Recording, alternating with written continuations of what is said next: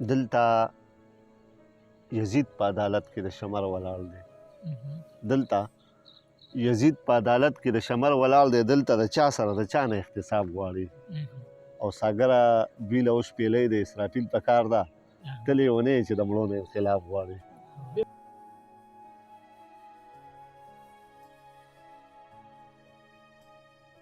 قراره څه د یار اورو نه ځو، څه د یار اورو نه ځو، د ریبار اورو نه ځو، او موسیقۍ ته مې زړه شوی اسفندیار اورو نه ځو.